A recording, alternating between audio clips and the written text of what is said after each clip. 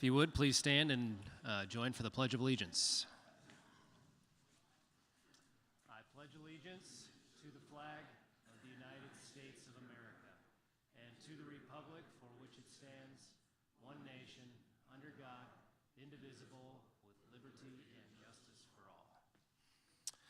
All right, please remain standing as we acknowledge anyone in our Rotary family that we should keep in our thoughts. Anyone? I'm not seeing any hands raised, but certainly one doesn't have to look too far when you turn on the news to see what's happening over in Israel and the Middle East. So certainly our thoughts and prayers go out to them, and then we see some of what's happening in our own country in that regard, along with another mass shooting in Lewiston, Maine. So certainly want to keep those families in our thoughts and prayers. So let's just take a moment.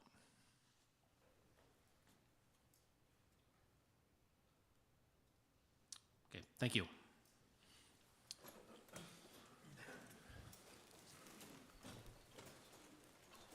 Okay, looks like we have one guest today. Oh, you two can arm wrestle over. Georgia has a guest today. Georgia, where are you? Okay, raise your hand. Hi, everyone. I'm very happy to have my daughter here from Atlanta, Georgia. Her name is Jennifer Renderneck. I almost said Bloom. I can't get over that. It's only been 40 years. Wonderful, thank you. All right, and Louis, you can serenade us, and we will welcome our guest, Jennifer.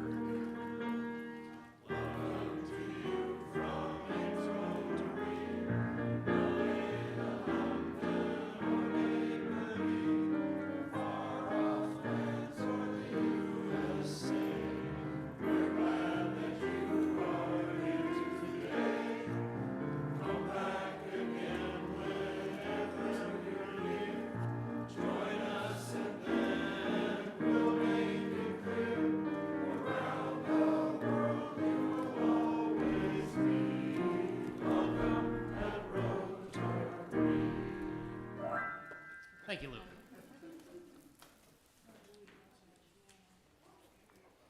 Okay, maybe a little hard to read up on the screen, but Saturday, November 11th at 11 a.m. in the Ames City Auditorium, they will have an in-person and virtual option for this Veterans Day program, featuring the featured speaker is retired Air Force Lieutenant Colonel Donald Comm. I did not know that Donald Comm was a retired lieutenant. I'll have to ask him about that the next time I see him.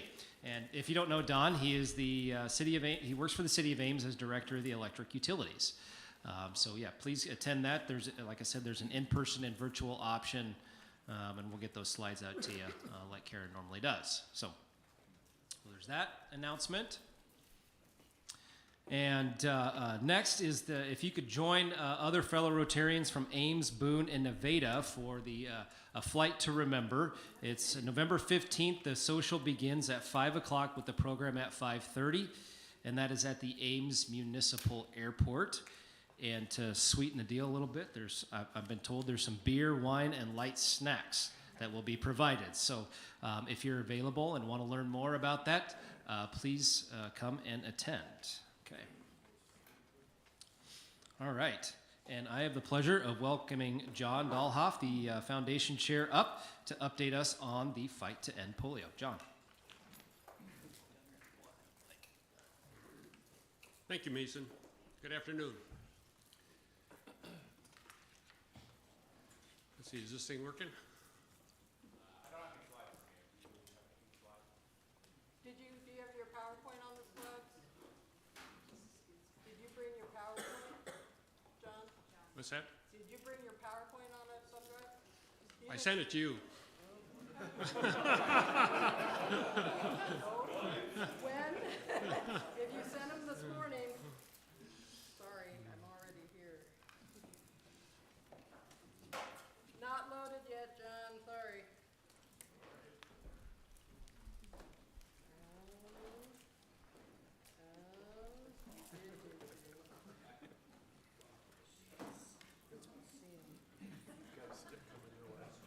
I hope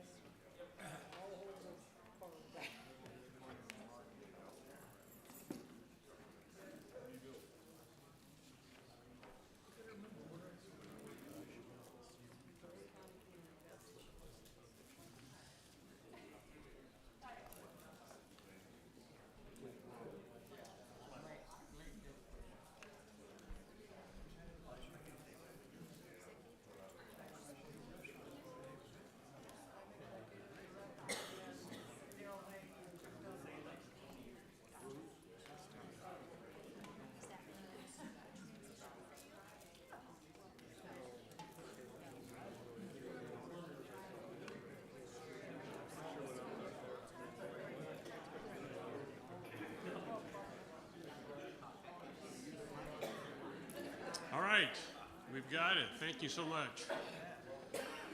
So last Tuesday was World Polio Day, and I don't know about you, but I'm for getting rid of setting a day aside for polio, and that is one of Rotary's goals as well, and we're very close to achieving that goal. So what I'm going to do here over the next few minutes is give you an update on just how close we are. So I've shown this slide before. It's the polio timeline, and it really begins back in the 1950s when the vaccines were introduced. And then Rotary really got deeply involved starting in the 1970s, and as 1985 is when it launched its Polio Plus campaign. But I think of all the events that are on this slide, the most important event occurred in 1988 with the formation of the Global Polio Eradication Initiative. In that year, it was estimated that there was 350,000 polio cases, nearly 1,000 children were being paralyzed every day. And it's really from that point on that you saw steady progress, and you can see that in the bullets under the red line there, where region by region became certified as polio-free, and today there's just 2 countries that are yet to be certified, and that's Afghanistan and Pakistan. So this has really been a marathon. And like all marathons, when you get to the end, it gets very difficult, fatigue sets in, but there's great satisfaction in completing the race, and that's what we intend to do. I mentioned that the Global Polio Eradication Initiative was a key event, and initially there were 4 partners, founding partners. Rotary was one of these. Each had their own role in the initiative. Then in 2007, the Bill and Melinda Gates Foundation partnered with Rotary, and even today, this foundation matches 2-for-1 every contribution a Rotarian gives to the Polio Plus Fund. And then Gavi joined in later on to assist in vaccinations.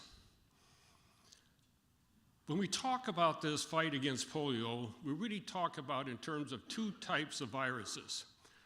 You have the wild virus, and this has been our focus from the very beginning. It circulates naturally in the environment.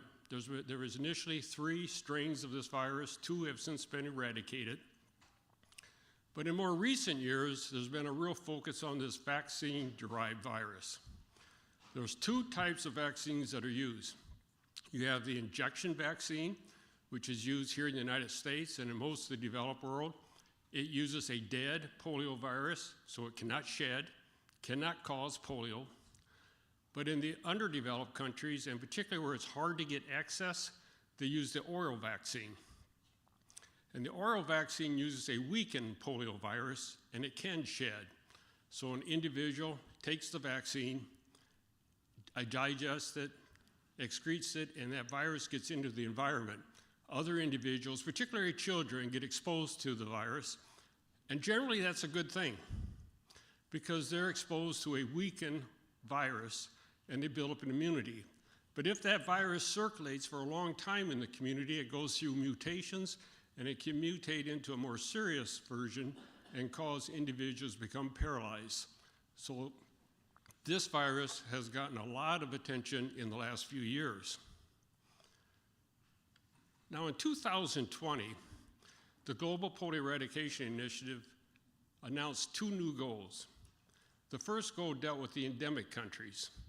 So these are the countries, again, that have not yet been certified as polio-free. So it's Afghanistan and Pakistan. And the goal is to eliminate all forms of polio, whether it's wild or vaccine-derived, by the end of this calendar year, 2023. Then we go 3 years with no new cases. And so by the end of 2026, the goal is to certify these countries as polio-free. Now, Goal 2 dealt with the non-endemic countries, so it's really the rest of the world. And here is to stop transmissions of vaccine-derived polio by the end of this calendar year. Again, go 3 years with no new cases, and so by the end of 2026, the world can be declared as polio-free. A very ambitious goal. Certainly this year is very key to achieving that goal. So the question is, how are we doing? Let's first take a look at the wild virus in the endemic countries. Through last week. This slide says there are 9, but I just got about an hour ago an email that there was another case that was reported in Pakistan. So right now there are 10 cases of wild polio, 6 in Afghanistan, 4 in Pakistan. That compares to 22 of all of last year. So there's been good progress, but it's hoped that these 10 cases now are the last wild polio cases ever reported. This takes a little longer view of the world of wild polio cases. In 2020, there was 140. It dropped in 2021, but that was primarily because the world was in lockdown due to the pandemic and there was underreporting. Now last year there was 30 cases. You saw there was 22 from the endemic countries, and then there was 8 in the non-endemic countries, and those all took place in Mozambique. That virus was traced back to Pakistan, so it didn't jeopardize their certification. And then as we saw earlier, this shows 9, but there's actually 10 cases year to date. So let's look at vaccine-derived polio cases, and here we have a little different story. In 2020, over 1,000 cases. They remain high over the last 2 years. So far this year, we're just over 300 in 19 different countries. So this one remains a challenge. But there's been a lot of progress made here, primarily due to the greater use of the injection vaccine, but also they've introduced a more genetically stable oral vaccine that is less likely to mutate. So again, the hope is that this is the last year we will have any vaccine-derived polio cases. So now let's look at how our club has supported this initiative. This goes back to 2018, and you can see as a club we've been a very strong supporter of the Polio Plus campaign, and that's because of you. You care, you support it, and we thank you very much for that. In the last 2 years, we've been around that $8,000 range, or on average, our members give about $45 to $50 per member. So far this year, just under $2,000. And this is before the foundation, Gates Foundation 2-for-1 match. So where do we stand today? Certainly the race is not over. Our club has set a goal of $6,500 for the Polio Plus plan, program. It still remains one of our top priorities. If you can help us again this year, there's a number of ways you can do it. At each of the tables, there are Polio Plus boxes. You can put cash and checks in those. We'll collect those and send those into the Polio Plus campaign. If you didn't come prepared to contribute but want to, or if you're participating virtually, you could send a check to the address that's on the slide. Note on the check that is for the Polio Plus fund, and Karen will collect those and send those in to the Rotary Foundation. You could go to, another way is you could go to the Rotary Foundation website and make a direct contribution to the Polio Plus fund. If you do that, we encourage you to put the club number, 2229, and your Rotary ID number, so credit comes back to our club. And then, in more recent years, there's yet another way you can participate, and that is to become a member of the Polio Plus Society of District 6000. If you're interested, there are some application blanks on the table over here on the side. To be a member, you commit to give $100 or more per year to the Polio Plus Fund. As a member, you receive a pin and a certificate. And as in the case of any contribution made to a Polio Plus Fund, it also counts towards Paul Harris Fellow recognition. So to wrap up, it's been a long race. It's not quite over, but we're very close. We continue to need your support. And I think I can say on behalf of everyone here, we really look forward to the day when World Polio Day is not a call for action, but it's a cause to celebrate winning the race against polio. Thank you.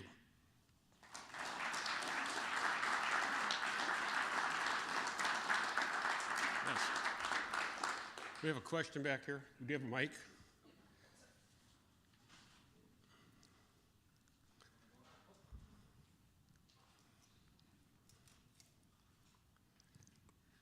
I remember reading that they have found live polio viruses in sewer systems, particularly in New York City, in areas where there's a high vaccination resistance population. How does this whole vaccine resistance movement impact the goals? I really haven't heard of the resistance impacting the goals. I mean, the fact is, if we can keep the virus contained in the locations where they're at today, then it really has low risk of showing up in some of these other countries, even though the vaccination rates are down. There is an example, though. Last year, there was a vaccine-derived polio case in New York. And it was a very similar situation that you talked about, that it was in a part of New York that resisted vaccines. They did have a case, but they were able to isolate it immediately, and they traced it that it actually came from outside of the United States for a person who got vaccinated there. So, I mean, it can happen, but if you get it down to where it's just in isolated cases, they're very efficient today to isolate those and contain it.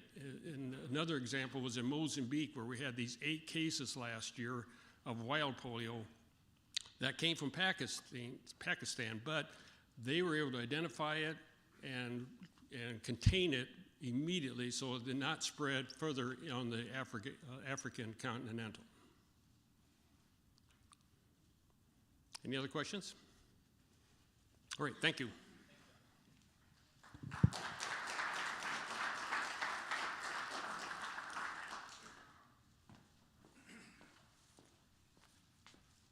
Well, good afternoon, everybody. Good to see everyone today. We've got a fabulous presentation today coming from Mark Schneider. Mark's the Executive Director of the Iowa Arboretum Gardens. He joined that organization in the fall of 2011 after Mark, you don't look this old. After working 32 years at the Virginia Zoo in Norfolk, Virginia. One of his greatest accomplishments there was to develop the zoo into a botanical garden. He received many awards and recognition for his contributions to the Norfolk area in terms of landscaping, environmental work, and developing gardening programs for people with disabilities. Mark has an undergraduate degree from the University of Delaware, a master's degree in human resource development from George Washington University. He also has a master's degree in public administration from Old Dominion in Norfolk. You're a busy guy. Mark's going to speak today about the gardens and a really cool project that's underway. I know firsthand, because I've worked with Mark on a variety of things, as we do economic development, community development work in Boone County, that Mark's doing yeoman's work on this latest project. It's a great asset not only to Boone County, but to our community here in Ames. It's not that far away, and so he's going to tell you all about the Iowa Arboretum and one of the latest projects that he's working on that's going to be a fantastic add to our region. Please give a warm rotary welcome to Mark Schneider.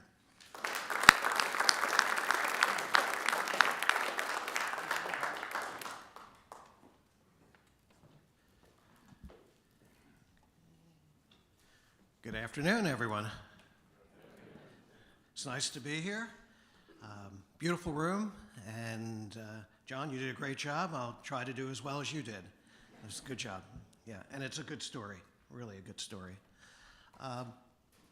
As you know, I'm the executive director of the Arboretum. I've been there 12 years, 12 very good years, came from the East Coast, and loaded up our covered wagon and came across the Mississippi. And I think I told you the first time I was here that I brought my 16-year-old daughter on that trip, and I don't recommend that to anyone, to bring.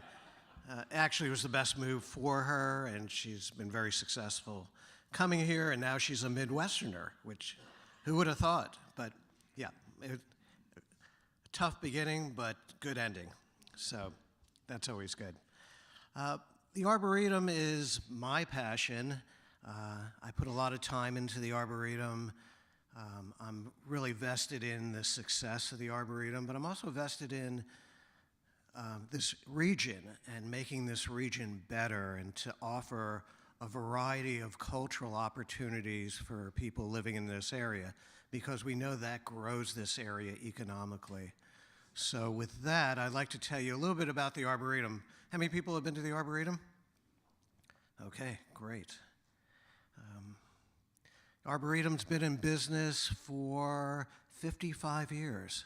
Started as a nonprofit, 501c3, and started as a grassroots organization. It was a group of volunteers that were associated with the Iowa State Horticultural Society, which was an umbrella organization for horticultural type organizations in the state of Iowa. And on their 100th anniversary, they decided they wanted a arboretum to serve all Iowans. And they found this parcel of land in Boone County, and they bought 40 acres, and it was a soybean field, and they had a vision, incredible vision, to develop a public garden in the middle of a rural area in Boone County. But they did it. And let's see. Oop, well, a little bit too happy there. And they started planting trees. And that was back in 1968. They had 40 acres. They leased 300 acres across the street from the Iowa 4-H Foundation, and they started growing a public garden. 4 years after purchasing the land, they paid off their mortgage, and they started growing the Arboretum with different types of flowering trees and shrubs, and eventually going into gardening. And today, the Arboretum is 160 acres. So we have the 40 main acres that we bought, and then we bought an additional 80 acres of the 300 that we were leasing from the 4-H Foundation, and then someone gave us 40 acres, so we're 160 acres, and currently the largest and the oldest public garden in Iowa. And in 2019, actually in 2018, we did a master plan, which was giving us direction for the project I'm going to tell you about. In 2018, we celebrated our 50th anniversary, which is pretty impressive for a nonprofit and a small grassroots type of nonprofit.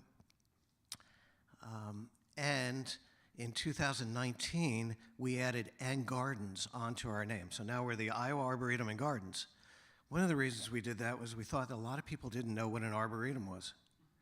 So it's usually the way we screen calls. If you cannot say arboretum, like you say auditorium or whatever you say, we know you're probably a salesperson and we don't give you much time. So we have a lot of events that go on at the Arboretum. So in the Arboretum business, in the public garden business, you cannot just be, and don't quote me on this, plants. You have to be more than that. And you have to have events. As a nonprofit, you have to be a business, and you have to make money to keep the lights on and all the other things that come along with that. We have a car show in June. We have weddings, rentals, all kinds of things that go on throughout the year, which are fun and also life events. We have wonderful spaces that you can walk within. Our main campus has over 6,000 plants that are labeled, and you can learn about different plants that grow in Iowa, and that's been our mission since we started back in 1968, and we have not wavered from that. But we also have natural areas, we have woodland areas, we have prairies, so it's really a great place that you can go and get outdoors. This is Richardson Creek, which runs through our 80 acres on our east side of our campus. So the Arboretum, established, it's been in this area for 55 years. We sat down 3.5 years ago, we meaning a committee called the Family Engagement Committee, because we realized that we were not attracting young families, grandparents and their kids, and others to the Arboretum. So we realized we needed to do something differently. Our master plan, which I mentioned earlier that we completed in 2018, talked about tree houses, but we had not started on our master plan. So with that, this committee recommended that we build tree houses at the Arboretum. And the name of this future project was going to be Treehouse Village. And with that, I went looking for a company, Beanstalk Builders out of North Carolina, that had been building tree houses and really some exciting things throughout the country. I interviewed them, and what I found out was that they were real craftspeople. It wasn't something that was going to be subbed out to others. They designed the project, and they also came and built it. And I know Dan has seen it, but their building is quite incredible and unique. So with that, we decided that we would hire this company to do design work. And luckily, we had a little bit of seed money to start with that. With that, we went through the design process. We also realized that we had to start a capital campaign. So in September of last year, we started our capital campaign. As of today, we've raised over $1.8 million for this project. Our capital campaign goal is $2 million. We have a meeting in another week with a major donor. We're hoping that we can close our public capital campaign as we inch closer to that $2 million mark. And quite an accomplishment for our capital campaign committee to do that. And because we're in a rural area, we don't have a lot of businesses that or foundations that are available for us to tap into. But here are some of our numbers. And I'm showing you some pictures of potential types of tree houses that we were looking at for designing. Our numbers are pretty good. We had a major donor come in and donate $1.1 million. That was a good day. We walked into his house. We did not know where we were going to be when we walked out, and when we walked out, everyone on the committee that was there looked at each other and just said, wow. So that was a good day. That was a good day. We've had a lot of good days at the Arboretum, but that was a really good day. And we've brought in over close to $400,000 in grants. One grant, thanks to Dan and his staff, were very helpful in us getting a CAC grant. So a lot of people behind the scenes making that happen.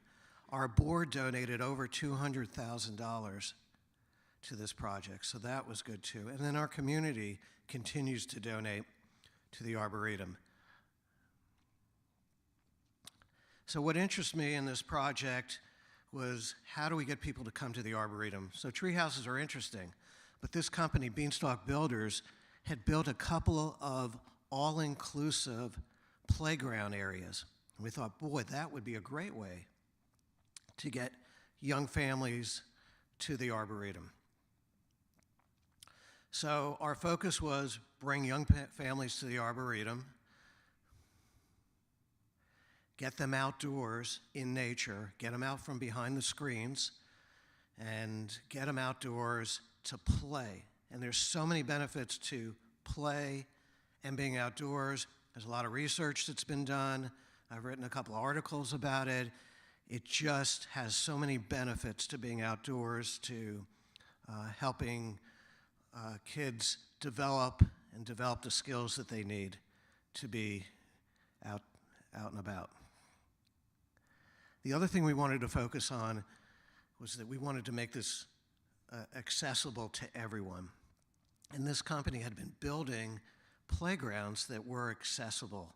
And I'm going to show you some of their completed work. This is just one of their pictures from their website. So what I'd like to do is show you a video. This is their video of a playground they have in Morganton, North Carolina.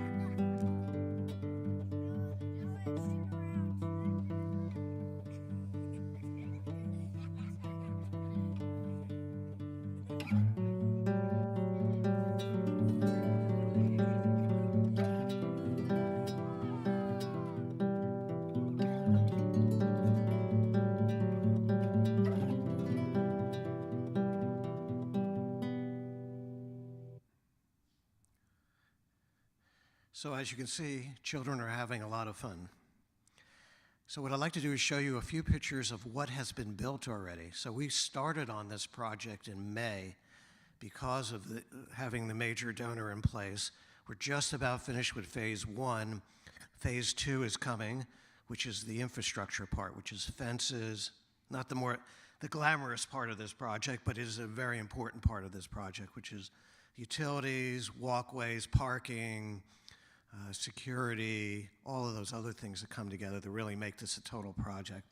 And I can show you pictures, but boy, it's just not the same as walking out there and seeing what it looks like.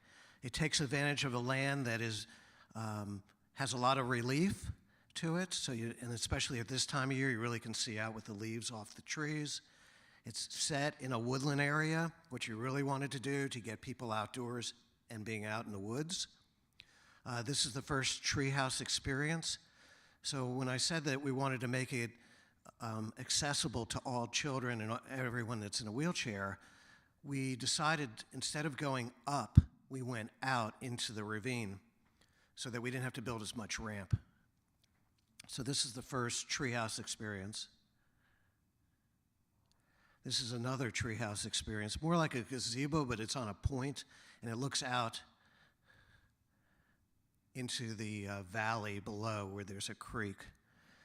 So one of the other reasons I hired this company was that they are architecturally interesting tree houses that we're building, and the quality of their work was incredible, and the lumber they used was heavy duty. And you can see that it's really interesting the way they built these structures. This is the playground area, and I've taken pictures of it over a period of time. But this is growing out of the woodland area, which is something I really wanted to do so that it looked like it fit into that space. And this is the second level. So this is a fun thing. This is the main tower. They cut a hole through the platform of the main tower. Down below, they built a ramp, and they built like a little cave underneath it so kids can come through and climb up through the top deck and come through a bench, the side of a bench. Just some really neat and creative pieces of this project. Also in the playground area, these large cargo net areas where kids get to play, which you saw in the video. There are 5 slides. One is for younger kids, and boy, do they zip. I went down one of these, and it was before they put the mulch down. Big mistake. Big mistake. This is an interesting, this is what we would call a zip line, but it's a ground level push line. You saw it in the video, but you can take a child and set them into this, and then they can be pushed along in there. So just a nice experience. This is our wheelchair swing, and then we have standard swings. And you can see the construction, the wood. They use black locust sourced out of Wisconsin, which is a very good wearing wood. Interesting story about the slides.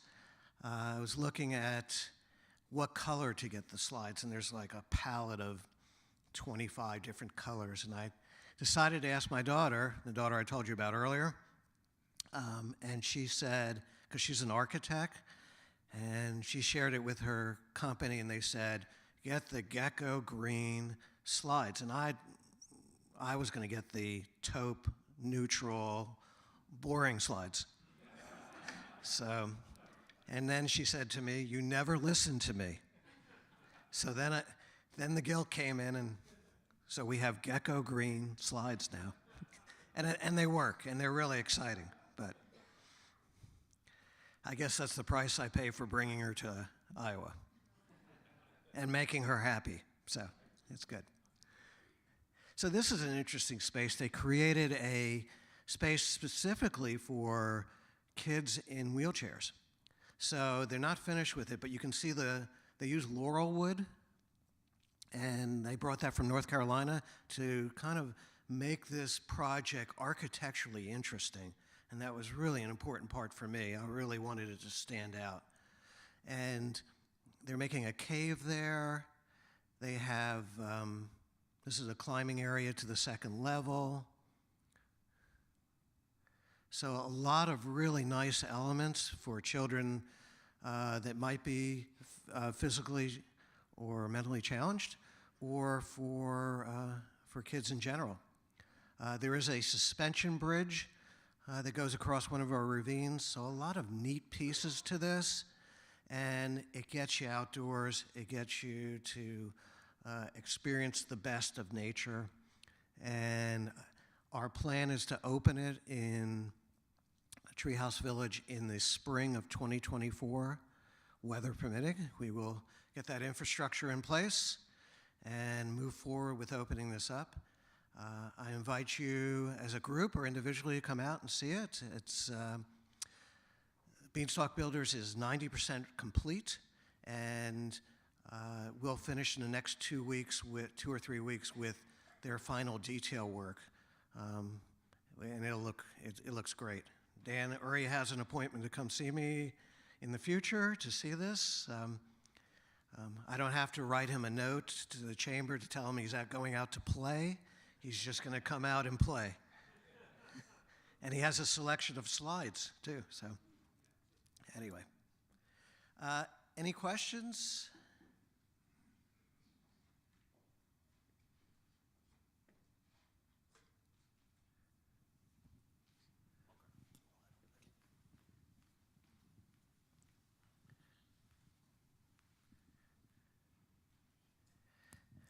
Hi, Mark. Allison Walter, formerly with the Convention Visitors Bureau.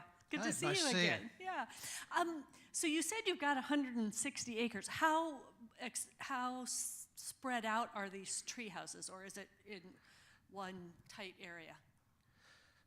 Good question. So the tree houses are located along a circular trail in our woodland area. So our first trail is called the Linden Trail, or is currently called the Linden Trail.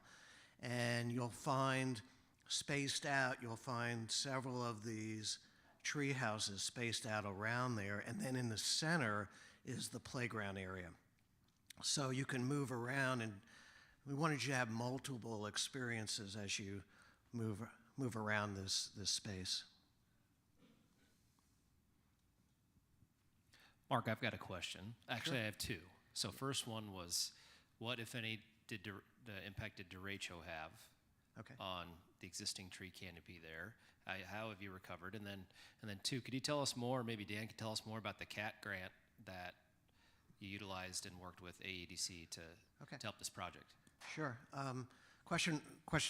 I'll answer two first. So the question was the CAT grant,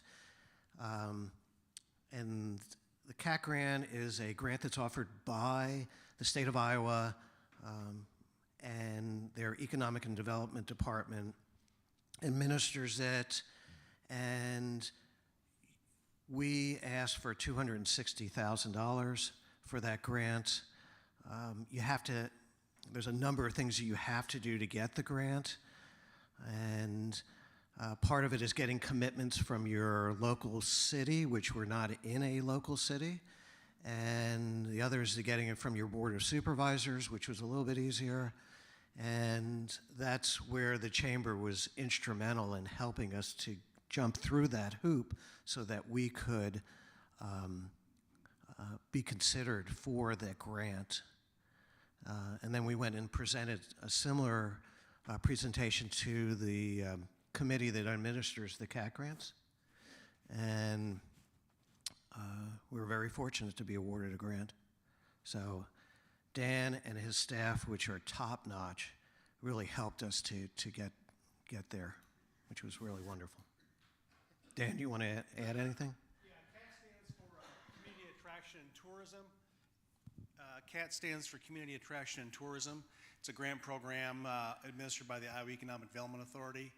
And Mark downplays it, but you got to have a really cool project to get funded. And Mark certainly has a really cool project, as you saw today, and that's why it got funded. So, well done. You. So the derecho, August 10th, 2020, came through this area, came through where the Arboretum was.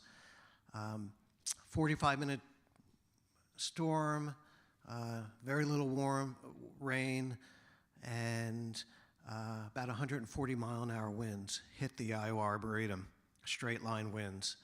And the result was that we lost over 350 specimen trees. So we've been around for 55 years, so we have a lot of older trees. Many of them were just destroyed, leveled. In our woodland area, that first trail, which is an upland plateau, the trees in that area got destroyed, which made it a little bit easier to set the playground within that space because a lot of those trees had been destroyed, just snapped, twisted. So August 10th, 2020 was not a good day, but the other end of that was that, you know, every story has a silver lining. The cost of that storm to us was over $300,000.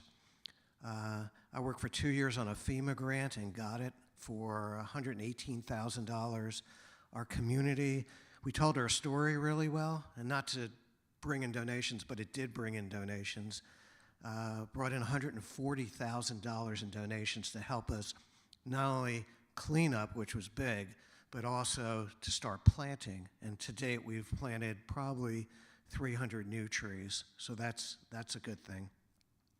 And we had a little bit of insurance, but insurance covers very little. It doesn't cover trees, but it covered damage to structures like gazebos and those types of things. But so I think we came out the other end much in a good place, but I don't recommend anyone go through that.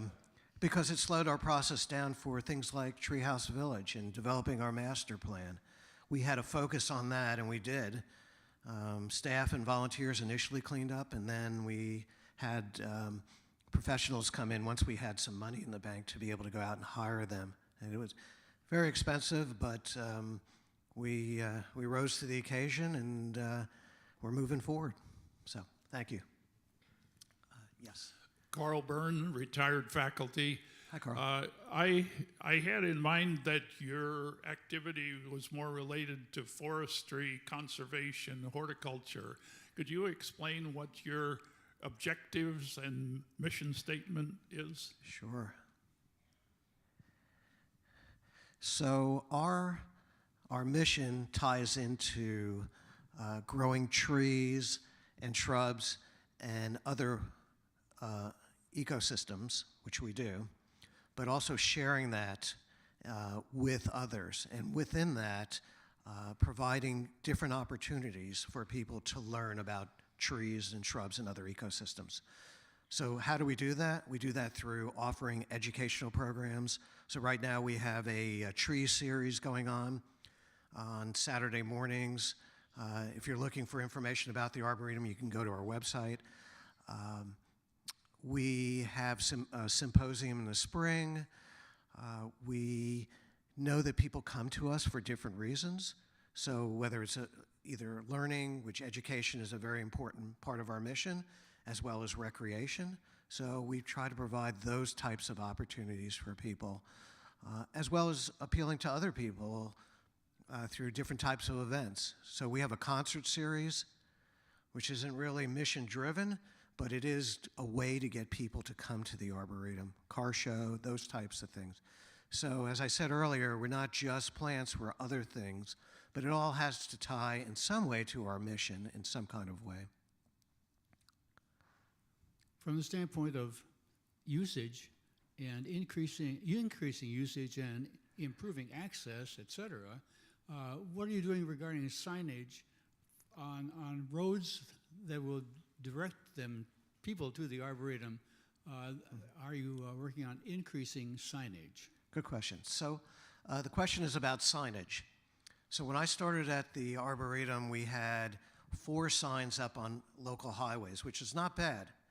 I know other gardens have had challenges with signs, but so we have it on Highway 17 going south and north. We have it on Highway 30 going east and west. There's 2 signs up there that direct people to it. Our county roads didn't really have any signs for directing people to the Arboretum. But something big happened. In 2019, the Iowa 4-H Foundation sold their 1,011 acres, and they had signs on the county roads all over the place, big green signs, Iowa 4-H camp. And one of my volunteers said, you should go ahead and see if you can get your sign on that, on those locations along county roads, which we did immediately as soon as he told me that. And now we have them on county roads. So we have more signage out there. Would I like more? Sure. But I think we've done a better job of getting signage out on roads. And I can't tell you how many people have driven by our signs on Highway 17 and said, or on 30 and said, we've seen your sign, but we've never stopped in. That tells us a lot. It really does. And that's why we're doing things like Treehouse Village. That's why we're doing concerts now, which bring in another group of people that have never been to the Arboretum. So we have to do a better job of telling our story and offering things that attract people to the Arboretum. I was in the zoo business for 32 years. We knew that we had to bring in new exhibits all the time because you have to keep people's interests. So that's something that we did. It's also the same thing with any type of public garden or museum. You have to continue to spark people's interests. So we will continue to do that. A little bit out of the realm of your question, but it does tie to how do we get people to come. Do you envision the village being accessible year-round, and what's the weather access in the winter? Great. So are we going to be open year-round? At this point, we will not be open year-round. So we're looking at a season from April through maybe the beginning of November, depending on weather. Iowa weather can be challenging, but I think on a day like today or end of the week where it'll be 60 degrees, we're going to probably want to open up. But right now we're looking at April through October at this point. Do you have an entry fee for people visiting you on regular days? I'm sorry, I didn't hear your question. Do you have an entry fee for people coming on your premise? Yes, we do. So currently we have an entrance fee of $8 for adults, $3 for children, and then if you're a member, you get in free. And we see that increasing a little bit next year, all of those things. Yes. So a kind of a logical thing would be tying in with schools. Do you have a relationship with Boone schools or whatever that they can come there for a day and something, get educated? Interesting. So do we have a relationship with schools? It's something that I've tried to do for a number of years, but many schools are just not leaving their schools. It's very expensive to leave their schools to come for field trips, unless it's Adventureland or something like that. We think this is going to open the door for people coming to the Arboretum and having schools coming to the Arboretum. Homeschoolers, not as much a problem, but as far as schools coming, handful at the most. It's been a tough nut to crack, but we're not giving up. Yeah, it's quite impressive what you've been doing in your expansion of the Arboretum. You indicated you started at 40 acres, went to 160. Is part of your mission statement to go beyond 160 acres? Interesting. So are we thinking about growing the Arboretum anymore? 160 acres, a lot of acres to take care of. So, but we were gifted a 40 acres. The 80 made sense for us because it had our trails and our prairie, so it's another ecosystem. And of course, the 40 we had owned already. So at 160 is a really good thing. But we did enter into an agreement with the 4-H Foundation, which later became the Iowa Natural Heritage Foundation, who bought the land. We entered an agreement because we wanted to protect our west side of the Arboretum, west side of the main campus.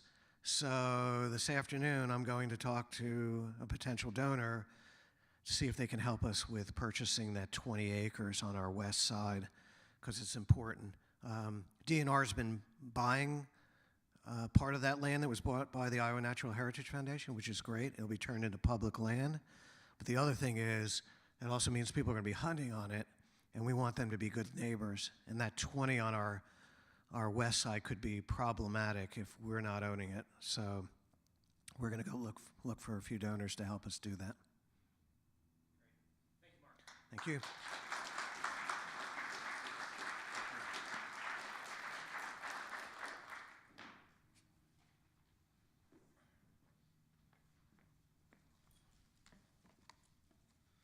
All right. Well, thank you again, Mark, and thank you, Dan, for introducing today.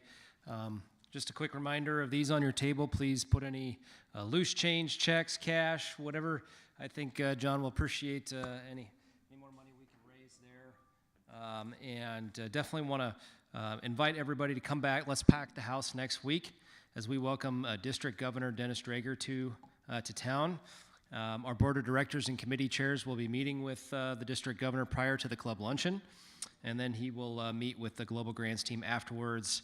And then we'll have past President Kent and Assistant Park Woodall will be driving the district governor around Ames to highlight club projects. So looking forward to that. And then at 3 p.m., all members, right, Karen? All members are invited to join District Governor Drager, that's a mouthful, for some casual conversation and ice cream at none other than Hickory Park. So please, if you're available, please join us then. So thank you again. And I had a couple quotes. I forgot one on my phone here. A couple thoughts for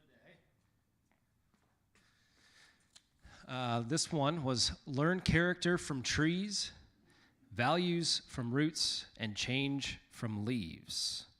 Considering the time of year, that's pretty apropos. And the last one I thought was good. Blessed are those who plant trees under whose shade they will never sit. With that, please stand, join me as we recite the four-way test. Of all the things we think, say, or do, is it the truth? Is it fair to all concerned? Will it build goodwill and better friendships? Will be beneficial to all concerned.